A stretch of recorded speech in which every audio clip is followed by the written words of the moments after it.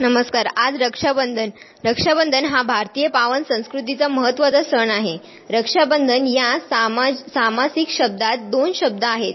एक रक्षा म्हणजेच रक्षण करणे आणि दुसरा बंधन म्हणजेच बांधिलकी, नाते बांधले जाणे. थोडक्यात रक्षाबंधन म्हणजे बहीण भावाच्या प्रेमाचे बंधन.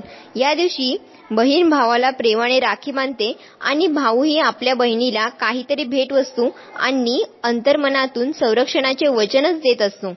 जगातील सर्व नात्यात भाऊ बहिणीचे प्रेम निस्वार्थी आणि पवित्र असते. रक्षाबंधनाच्या दिवशी बहिणीने भावाच्या हातावर राखी बांधताच भावाची दृष्टी पवित्र होते.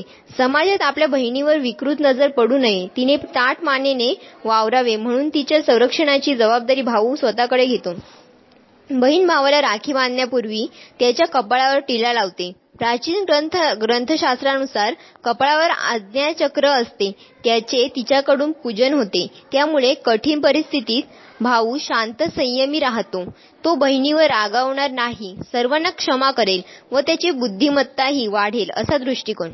भगवान शंकराने कपाळावरील तिसरा डोळा उघडून मदनाला भस्म केले होते. या धार्मिक कथेची भावाने आठवण ठेवावी. त्याने संपूर्ण जगाकडे सर्व माता भगिनींना पवित्र नजरेने पाहावे म्हणून बहीण भावाच्या कपाळावर टिळा लावून ओवाळते.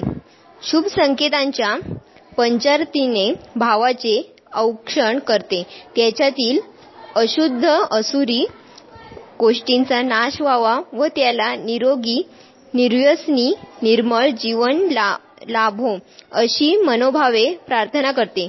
आध्यात्मक रक्षाबंधनाची सुरुवात माता लक्ष्मी हिने राजा बलीला भाऊ मानून केली अशी आहे व बलीराजाने तिच्या रक्षणाचे वचन दिले.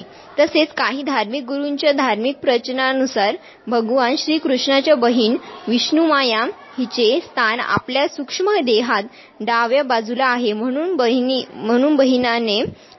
बहिणीने भावाच्या डाव्या हाताला राखी बांधावी असे मत आहे. तर काही बुद्धिजीवी लोकांच्या मतानुसार उजवा हात श्रेष्ठ आहे म्हणून उजव्या हाताला राखी बांधावी. थोडक्यात दोन्ही हातांना राखी बांधली जाते. आपण सर्वांनी रक्षाबंधन सण आनंदात उत्साहात साजरा करूया आणि या सणांचे आपल्या भारतीय संस्कृतीचे पावित्र्य टिकवूया. धन्यवाद.